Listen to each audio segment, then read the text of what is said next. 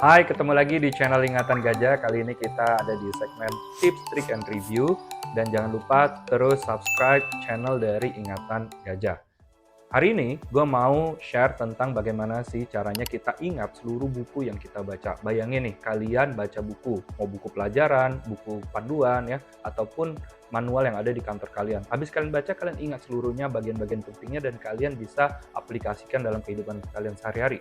Enak banget kan, rasanya kayak kita punya super power. Dan ini yang gue rasain sebenarnya dari sejak gue SMP sampai gue kuliah kerja, dimana gue kalau baca buku itu cepat ingat dan jarang lupanya. Sebelum gue kasih tahu tips dan triknya, gue mau share buku-buku apa aja yang pernah gue baca dan ini menjadi buku-buku favorit gue. Yang pertama adalah buku Seven Habits of Highly Effective People. Ini dikarang oleh Stephen Covey, di mana Stephen Covey ini menceritakan 7 kebiasaan yang orang-orang harus miliki untuk menjadi orang yang efektif dalam kehidupannya, pekerjaannya, dan seluruh aspek kehidupannya yang lainnya.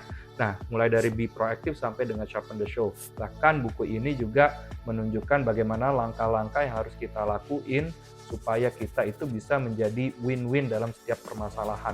Buku berikutnya adalah ini buku yang sangat terkenal nih. Kalau lihat kata mindset-nya aja di depan buku ini pasti ini bukunya Carol Dweck ya. Judulnya Mindset: The New Psychology of Success, di mana bukunya ada namanya membagi orang terhadap fixed mindset dan growth mindset. Di mana fixed mindset orangnya itu mau suka dengan tantangan ya, dan juga hal-hal baru. Dia mau belajar hal-hal baru, opportunity baru. Tapi kalau orang fixed mindset dia nggak mau tuh ditantang, dia takut terhadap sebuah kesalahan. Nah, buku ini banyak sekali isinya yang mempengaruhi kita ya di Ingatan Gajah. Kenapa?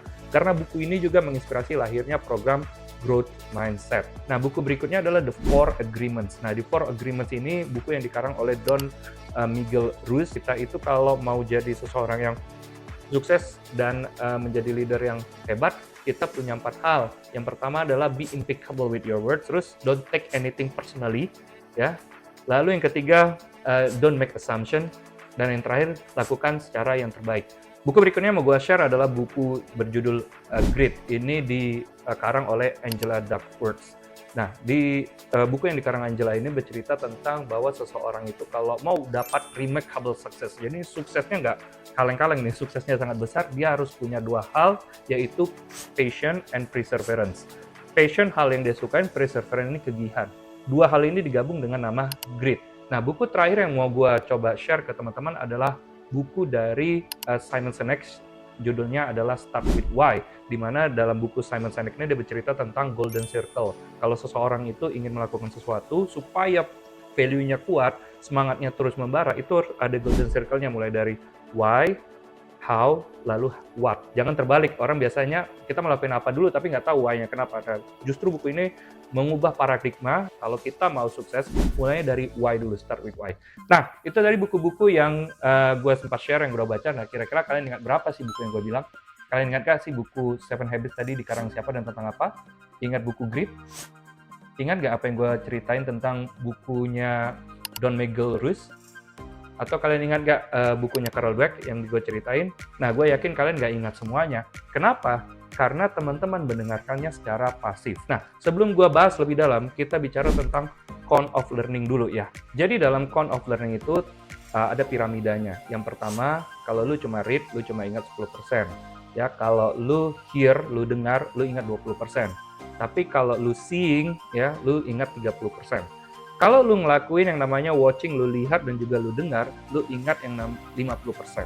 Ya, tapi kalau lu say, lu presentasikan, lu ingat 70%.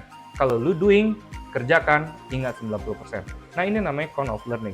Dan sebelum masuk lagi kepada teori yang mau gua kasih tahu gimana caranya gua bisa ingat banyak hal, maka yang harus lu pahami juga ada namanya forgetting curve. Jadi forgetting curve itu menceritakan tentang bagaimana tingkat konsentrasi kita dari yang namanya retention terhadap informasi terhadap lamanya waktu. Jadi ada satu penelitian yang mengatakan bahwa dalam forgetting curve ini, kalau kita satu hari itu dalam 8 jam mendengar sesuatu, belajar sesuatu, itu 50%-nya kita lupakan. Nah, supaya kalian nggak lupa, maka kalian harus melakukan banyak hal. Salah satunya tips yang mau gua kasih tahu ini. Cara pertama, supaya lu nggak lupa terhadap buku yang lu baca, lu harus aktif selama membaca. Caranya bagaimana? Cara yang paling mudah adalah saat lu baca, mau lu bacanya secara digital, mau lu bacanya secara buku fisik, lu harus sambil ngelakuin sesuatu. Contohnya, sambil nulisin rangkumannya. Tulisnya boleh di kertas, boleh di digital, tapi lu harus aktif. Nah, bagaimana kalau kita meng-highlight? Highlight itu aktivitasnya kurang banyak. Lu harus bisa melakukan kegiatan yang benar-benar bikin tangan lu dan otak lu berkoordinasi dan sambil membaca informasi penting. Jadi pertama, lu harus aktif. Yang kedua, setelah lu tulis, ya, sekarang lu parafrase dengan kata-kata lu sendiri. Contohnya kayak gue tadi ngejelasin sebuah buku, kan gue nggak kayak baca deskripsi buku, tapi gue menjelaskan dengan bahasa gue sendiri. Nah, dengan bahasa kalian yang kalian pahami, seenak mungkin yang kalian pahami, maka kalian akan mencari terminologi-terminologi yang lebih mudah untuk otak kalian kenalin, dan kalian akan jauh lebih lama lagi ingatnya.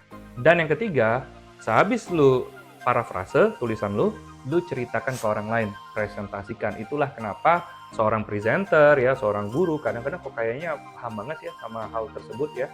Kayak dia lebih paham sebenarnya karena dia udah melakukan tahapan-tahapan tadi dengan benar. Bicara soal sharing, nah gue tuh kalau habis baca buku, gue pasti sharing ke tempat yang lain. Contohnya kemarin gue itu pergi ke loket.com. Nah di loket.com ini dia juga ngasihin gue buku yang sering gue pakai buat nulis juga nih ya, tulisan tangan ya. Kalau gue suka nulis tangan. Kalau teman-teman suka ngetik ya atau tulis di tablet itu bebas aja, tapi gue masih lebih suka nulis tangan.